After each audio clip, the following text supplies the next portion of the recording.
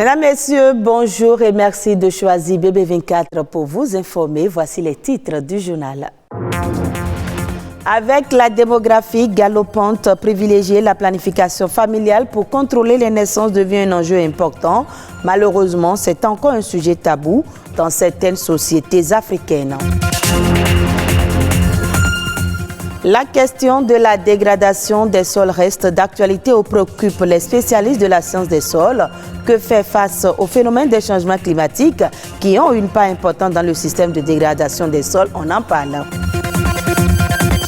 Jean troué ou destroy, c'est un style vestimentaire incontournable de la mode. Il est adopté de nos jours non seulement par les jeunes, mais aussi les adultes. Zoom sur cette tendance dans cette édition.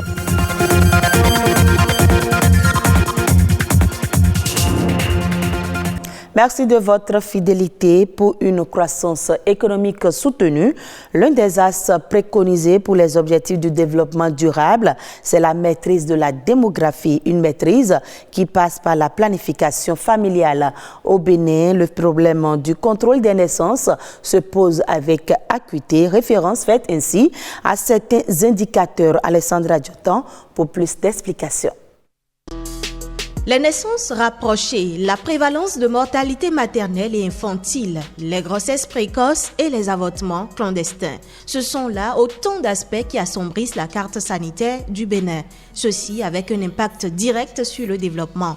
La principale panacée se trouve dans l'organisation et le contrôle des naissances. En un mot, la planification familiale qui passe par l'adoption de méthodes contraceptives.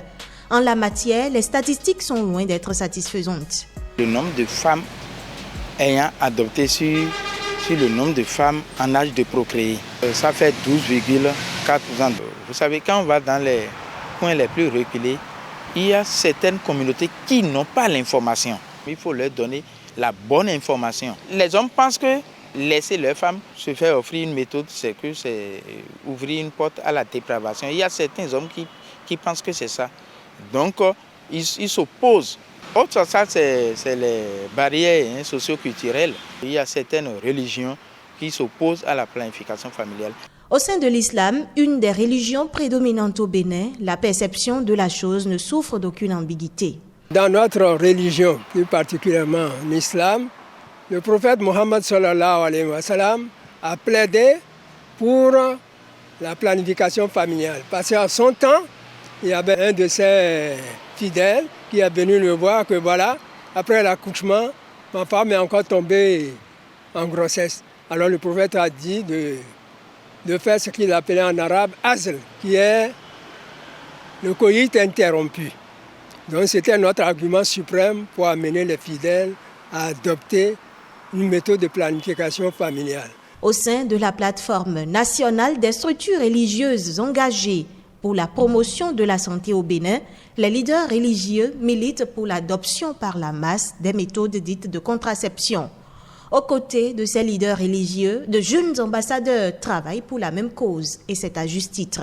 Quand on regarde la structuration par âge de nos pays en Afrique de l'Ouest et particulièrement le Bénin, on a une population à charge plus forte que la population active. Et donc, il y a un besoin de restructurer cette configuration aujourd'hui. D'où l'intérêt de la planification familiale. Parce qu'en plus des ménages, on a aussi une forte proportion de jeunes qui contribuent aux naissances annuelles que nous avons au niveau du pays. Les jeunes n'ont pas toujours les bonnes informations. Ils veulent éviter les grossesses non désirées, ils veulent éviter les IST, mais parfois ils ne savent même pas qu'il y a des méthodes modernes qui s'offrent à eux. Certains le savent, mais le craignent, et d'autres n'ont pas forcément les moyens de s'offrir ces méthodes.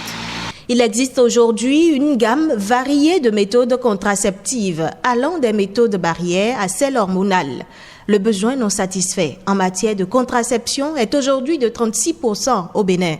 La disponibilité des produits contraceptifs, leur coût et la disponibilité de centres agréés dans chaque ville ou quartier sont autant de facteurs sur lesquels il urge d'agir. La baisse de fertilité des sols constitue une des principales difficultés que connaît actuellement l'agriculture béninoise. Les terres cultivées s'épuisent à un rythme accéléré et les rendements de culture baissent continuellement. Les changements climatiques ont aussi une part importante dans ce système de dégradation. Que faire donc face à ce phénomène? Dr Félix Coelho, maître assistant en sciences des sols au CAMES, nous éclaire. Tout récemment, au niveau de 17 communes, nous avons constaté que 16 à 20% des terres sont érodées, donc à un niveau de dégradation élevé. Et au niveau de ce phénomène, nous avons surtout les pratiques inappropriées des agriculteurs, telles que l'utilisation abusive des engrais et des pesticides, et nous avons les feux de brousse, et nous avons la destruction du couvert végétal. Au fait, l'eau et le vent ne constituent pas tellement une menace pour les sols, mais sont les agents naturels de la dégradation. Il faut sensibiliser les acteurs du monde agricole. Si ces acteurs n'ont pas conscience de l'effet de leurs mauvaises pratiques sur le sol, ils ne pourront pas changer de comportement. Et deuxièmement, il faut mettre à leur disposition les bonnes pratiques. Et quand on parle de bonnes pratiques, il faut éviter par exemple les feux de brousse. Et pour éviter les feux de brousse, il suffit de faire un paillage que nous appelons mulching. Donc, l'agriculteur nettoie sa parcelle, mais il laisse les résidus sur place et il fait le semis dans les résidus. Ensuite, il faut limiter le labour. Il faut faire un minimum labour ou bien il ne faut pas du tout faire le labour. Ensuite, il faut associer à l'utilisation des engrais chimiques les engrais organiques. Aussi, pour ce qui concerne les insecticides et les herbicides, nous avons des plantes à effet insecticide, donc des extraits de plantes que nous pouvons utiliser pour tuer les ravageurs. Et là, on n'aura pas besoin d'utiliser les insecticides. Et là, on peut alors protéger les terres. On parle mode à présent, le jean déchiré est un must-have de la garde-robe. Associer un jean destroy ou un jean troué femme à une veste en cul pour un look décontracté est devenu un style vestimentaire pour les jeunes alors qu'autrefois, c'était un style adopté par les bad boys. Aujourd'hui, le destroy est vendu dans tous les lieux de vente des articles de mode. Est-ce une dépravation ou un effet de mode? La réponse dans ce reportage. Le marché Misebo est le temple du destroy, crazy jeans ou encore appelé jean déchiré par endroits. C'est un style qui consiste à donner aux vêtements un aspect reprisé ou abîmé. Ici, on retrouve toutes les variétés de destroy et chaque destroy a sa philosophie. Il y a les destroy à Zangang, il y a les destroy Chakiti Gang, il y a les destroy Zeda Asaji, il y a les destroy Jodoam, et il y a aussi les destroy Badjem. Aujourd'hui, on voit que tout le monde porte destroy, même les vieux portent destroy aujourd'hui. Alors nous parlons, même les vieux, on porte ça pour aller à des manifestations, au mariage, que ce soit concert des artistes, mariage, réception, baptême, anniversaire, partout on porte des destroy pour aller. Il suffit de porter un destroy responsable. Un destroy responsable, pour le maître, il n'y a pas d'âge, mais c'est une affaire de goût. Et tout vêtement peut être transformé en destroy. On peut faire des agbada et bomba destroy. Même déchirer les casquettes et les poches. Quand tu portes ça, tout le monde sait que bon, toi aussi tu es stylé, tu as la mode, voilà. Donc c'est tendance. Cette tendance, à l'origine, le jean destroy était la propriété des bad boys. Il a fait son entrée dans la mode durant les années 80 avec le mouvement punk, puis est devenu un incontournable de la mode grunge quelques années plus tard. Cependant, il n'est pas approuvé à l'unanimité. Si mes enfants portent ce genre de jeans, dehors, les gens diront que je les ai mal éduqués. Moi, je pense que bon, il faut des occasions pour porter. Par exemple, peut-être pour aller à la plage, tu peux porter. Mais porter ça, sortir, aller à l'église, ça ne reflète pas trop une bonne image de nous-mêmes. Si tu es quelque part ou bien il y a braquage, c'est toi qu'on va d'abord accuser. On a une pensée négative d'eux. Ces pensées négatives que peuvent avoir certains n'empêchent pas d'autres d'accentuer les déchirures. Les jeans sont donc lacérés à l'achat ou subissent des transformations par les clients eux-mêmes. Au marché, le client est roi. D'autres viennent et disent « Déchirez-nous ce jean comme ceci, comme cela ». On exécute. Quand c'est trop osé, on refuse.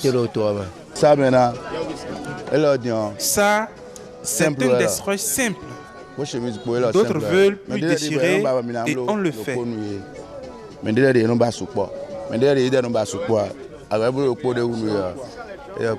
Les destroys les plus reconnaissables sont ceux qui laissent voir la peau. Autrefois portés par les artistes sur les podiums, ils sont aujourd'hui en vogue. Enfants, jeunes et adultes d'une certaine classe en raffolent. Mais tout dépend du niveau de la déchirure.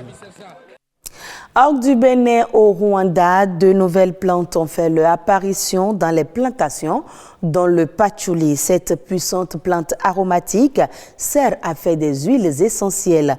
Découverte dans ce reportage de nos confrères de France 24. Sur les collines de l'est du Rwanda, on cultive du café, de la canne à sucre et ici des bananes. Mais depuis quelques années, de nouvelles plantes ont fait leur apparition. Voilà du patchouli. C'est Isaac, ingénieur agronome, qui est en charge de cette plantation. Bonjour, ça va? Comment se passe la récolte? Le patchouli a été importé d'Indonésie car il contient des arômes puissants, parfait pour fabriquer une excellente huile essentielle. Ce qui est très important ici, c'est le feuille. Dans le feuille, il y a de l'huile. C'est l'huile qui est dans le feuille que nous préférons. Résultat, dans cette vallée très pauvre, 210 personnes travaillent désormais à cultiver ces plantes nouvelles, ici du géranium, importé d'Afrique du Sud. Ces habitants ont reçu une formation spécifique et ils ont donc été embauchés. Ils gagnent désormais 30 € par mois. Une somme inespérée ici, un petit miracle. Nous plantions ici des patates douces et des tubercules, mais on n'arrivait pas à les vendre, nous n'avions aucun revenu. Et puis quand le géranium est arrivé, nous avons enfin gagné un salaire pour payer l'école des enfants, les habits, même construire une maison. Nous pouvons aussi mettre de l'argent de côté pour la retraite. À travers tout le pays, le marché des huiles essentielles s'est développé de manière exponentielle. Ici, ce sont des feuilles d'eucalyptus que ces femmes portent sur leur tête. Ces feuilles seront transformées en huile. Elles viennent les revendre au kilo. Ça pèse 29 kilos. Et la qualité est bonne? Ah oui, la qualité c'est très bien. Les villageois sont payés à la fin de la journée en liquide. 90% d'entre eux n'avaient jamais perçu un salaire. Certains d'entre eux gagnent jusqu'à 7 € par jour. C'est beaucoup d'argent ici, vous savez. Les feuilles récoltées sont ensuite versées dans d'immenses alambics, chauffés au feu de bois. Il faut plusieurs centaines de kilos de végétaux pour obtenir un seul litre d'huile essentielle. Après plusieurs heures, voici le précieux liquide. Ici, de l'huile d'eucalyptus. Nicolas Itimana est le pionnier des huiles essentielles au Rwanda. Fier et heureux d'avoir pu développer cette filière. Tout le temps, quand je vois des huiles essentielles, que ce soit de la tagette, que ce soit de l'eucalyptus, du géranium, du patchouli, je me dis que ce sont des richesses que nous avons dans notre pays, qu'il y a encore à exploiter. Et ça me donne toujours de l'encouragement. Et voilà le résultat. Une demi-douzaine d'huiles essentielles différentes qui vont partir aux États-Unis, au Canada, en Afrique du Sud ou en Grande-Bretagne, entre autres. En Occident, la demande explose pour ces produits bien-être utilisés dans l'alimentation, les cosmétiques. Nicolas Itimana rêve maintenant d'exporter ces huiles rwandaises vers Paris. La France, on sait que c'est le cœur de la parfumerie et c'est l'objectif de même pénétrer le marché français. L'année dernière, le chiffre d'affaires des huiles essentielles au Rwanda a dépassé le $1 million. Il a doublé en 4 ans. C'est l'Afrique qui gagne et qui exporte ses produits dans le monde entier. Et voilà qui vient mettre un thème à ce journal à revoir sur le www.ortb.bj. Merci à vous de nous avoir suivis.